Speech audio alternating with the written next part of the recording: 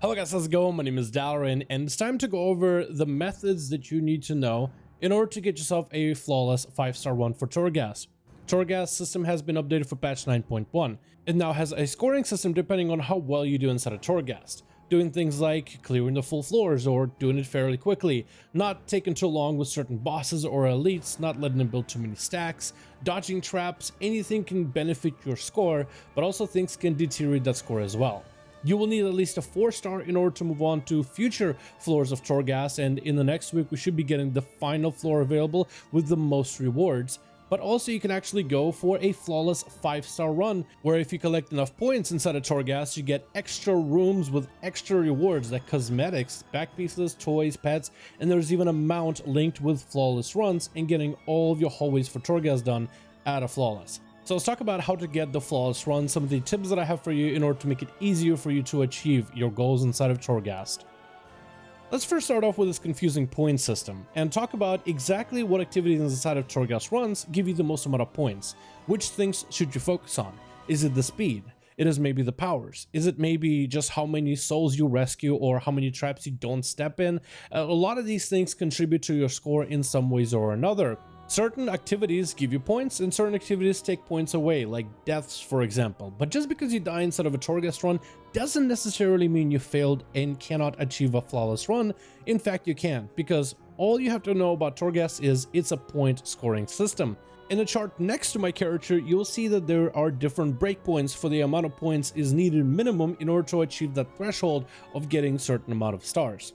160 is going to be the minimum you'll want to get in most of your Torghast runs if you are planning on moving on to the next layer of Torghast. If you are trying to hit the flawless runs, you'll want to reach 200 points. So those will be the points you are aiming to hit when you're doing your Torghast runs. But how do these point systems work? The main points to consider are going to be completion. How much do you complete the Torghast floors?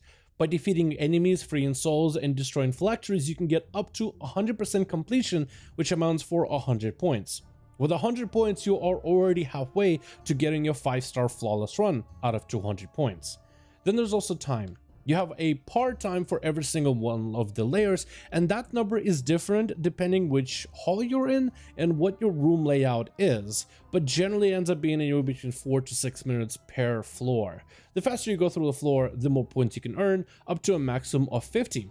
If you are ahead of the time and you are getting full completion for your halls, already you have 150 points for your Torghast run. Then you can get a lot of points for the empowerment bonus, which is just bonus points. Any amount of empowerment you use inside of Torghast and efficiently using it is going to just generate you extra value.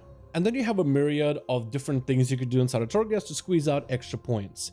If you take no damage to traps, that's 10 points right there. Destroying majority of phylacteries, 5 points for free. Opening all the treasure chests, free 5 points. Killing the boss in under 20 seconds, 20 points right there, which can be pretty nuts. So now that you know exactly what activities give you points for Torghast, you can actually kind of plan your route. If you are trying to get as many points as you can, it might be a good idea to save a bit of Phantasma. Since you're going to be doing a full clear, Soul Remnants are going to give you points and Phylacteries are going to give you points, but also getting really bad powers can give you points, and defeating elites while chaining them back to back can give you quite a few points as well. So now that we have some background information on how the points work, we can actually utilize it when we do our actual Torghast runs. So let me go over some of the tips that I have for you in order to get your runs and have an easier time with them. Tip number 1, especially if you're going to be playing solo, item level is pretty important. Every single Torghast run has a recommended item level for you to reach. It's probably a good idea to follow this recommended item level because going under geared is going to make this run harder. So I would, if anything, pace your expectations on how well do you think you're going to do. It's not going to be easy the first time around, but as your character builds up a little bit of gear, this runs are going to be much easier as you hit the 230 item level mark, the 240, and even as you slowly get in towards the 250. So if you are not getting those flawless run with Torghast right now, don't rush it. You will be able to get it later down the line as you're able to catch up with item level on your character. Tip number 2 is to invest into your tower research.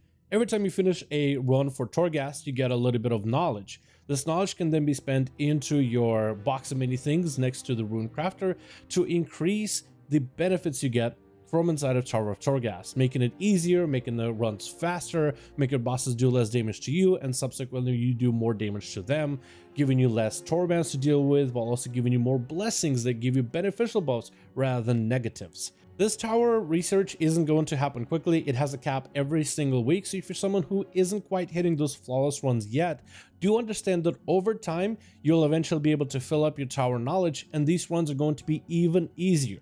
It won't happen immediately, it'll happen at a little bit later time, but as you try to get through Torghast runs, trying to hit that 5-star, eventually you just amass enough knowledge in order to unlock certain buffs and benefits that will make it much easier for you to do so. The next step is going to be to group up. Grouping up with other players might make your Torghast runs a little bit easier. It doesn't mean you'll get a guaranteed flawless run or even a 4-star run. Even full 5-man parties can have a hard time inside of Torghast and not really perform as well as they might want to. But doing Torghast in a group can be easier with some aspects. For example, 100% full clear. When you have 5 players scouring all the floors of Torghast, trying to clear every single thing, trying to interact with every single phylactery and save every single soul, there's a good chance you're going to end up getting a full clear very quickly. It's a good idea to run a composition of, let's say, a 5-man as a tank, a healer, and 3 DPS, kind of like how you would run your dungeons. At the very beginning of a pull, and this is really good for saving you a lot of free time, as a group you might be able to have the tank run out and start grouping up all the mobs slowly, while all the DPS will scour to every corner, break the phylacteries, interact with souls, and once the tank is done grouping the mobs up, pop all your cooldowns and nuke them down. This way you're officially able to clear the full hallways of Torghast while also being able to nuke all the mobs together. Being able to nuke them in AoE all at once is a lot better in my opinion than just hitting them once at a time. Being able to run in a tank, healer, and DPS type of compositions as well allows the damage dealers to go for all the offensive Torghast powers, which means that their damage, if they get lucky, is going to really spike out of control. And since you have a reliable tank, you should be able to have a tank take all the defensive powers so they can just take all the beating from the rares and the bosses. When you run a lot of players, there's a lot of opportunity for shenanigans of somebody getting a very overpowered power, and that could be quite a lot of fun. Another recommendation I have, and this is mostly for solo players, if you are having a hard time getting your Torghast, or if you're really close to getting that one but you can't quite reach the 5-star, you always end up missing it short, use consumables inside of Torghast. Consumables like you would in a raid or a dungeon. Like when you set it up for a Mythic Plus run to get your 15s out of the way, you are going to use consumables in order to make sure that the run goes smooth. You're trying to etch out the most amount of damage, the most amount of healing, so you're going to use items on the auction house in order to make that run easier. So in Torghast, use consumables. You get some health potions on the side, Phantom Fire potions for the bosses, get yourself a flask, put some weapon oil on your weapon because it's really cheap in most auction houses anyway, get yourself the armor kit to give you more stamina, anything to help make the run a little bit easier.